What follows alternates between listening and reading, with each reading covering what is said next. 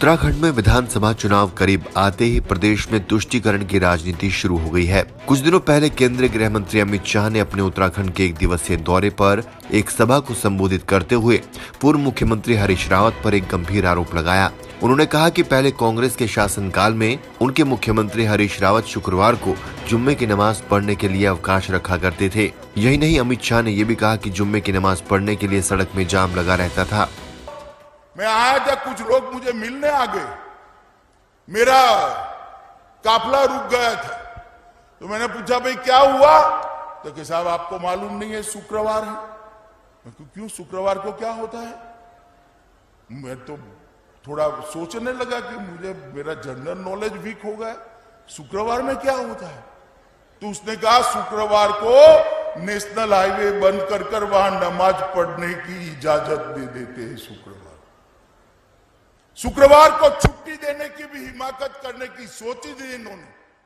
मित्रों, ये तुष्टीकरण और अपीसमेंट करने वाले कभी भी देवभूमि का काम नहीं कर सकते। बात अमित शाह के बयान पर ही खत्म नहीं हुई, इसे मुख्यमंत्री धामी ने और आगे बढ़ाया। इगास पर छुट्टी दिए जाने के फैसले का जिक्र करते हुए उन्होंने ये इशारा किया कि पहले की सरकार का झुकाव उत्तराखंड की संस्कृति के बजाय एक खास धर्म के हित को लेकर ज्यादा रहा। उन्होंने भी अपने पिथौरागढ़ के 3 दिवसीय दौरे पर डीडी हाट में एक कार्यक्रम को संबोधित करते हुए अपनी पहाड़ी भाषा में हरीश रावत पर निशाना साधा।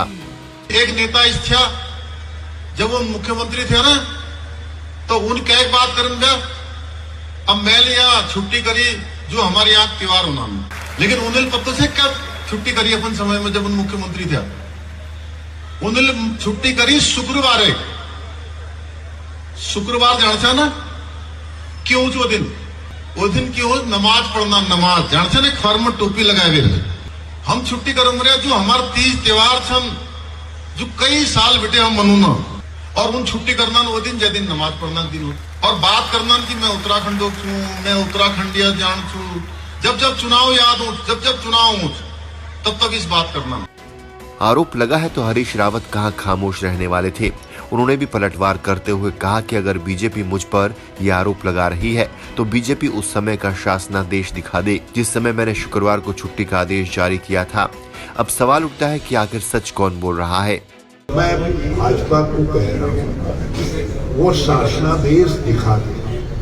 पहले मैंने कहा था कि वो शासनादेश नोटिफिकेशन भी दिखा दे जिसमें हमारी सरकार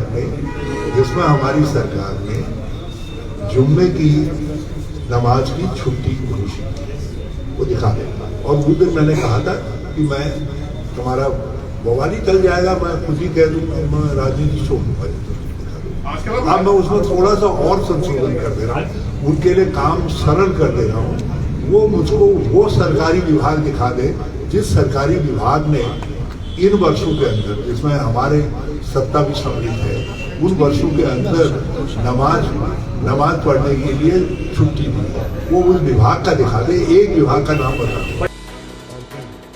उत्तराखंड में चुनाव करीब है तो सियासत भी चरम पर है। आरोप प्रत्यारोप के बीच तुष्टीकरण भी जारी है। इससे अलग धर्म के नाम अपनी छवि को चमकाने का सिलसिला हमेशा से चलता आया है।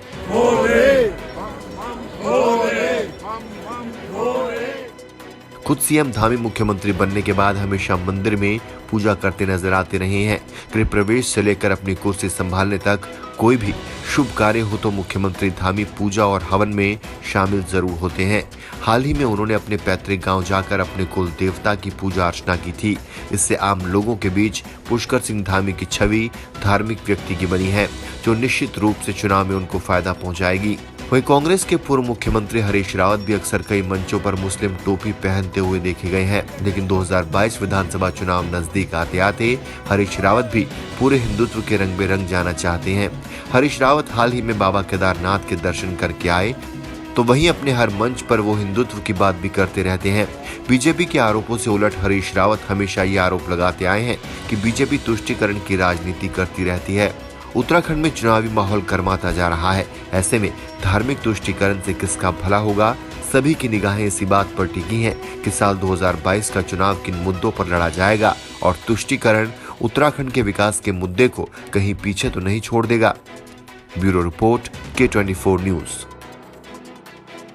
टेढ़े मेढ़े रास्ते मगर सीधे सच्चे लोग, सियासत के गलियारे और दिलकश नजारे, देवभूमि उत्तराखंड की हर खबरें होने न देंगे आपको कमजोर। सच का आईना लिए हम हैं K24।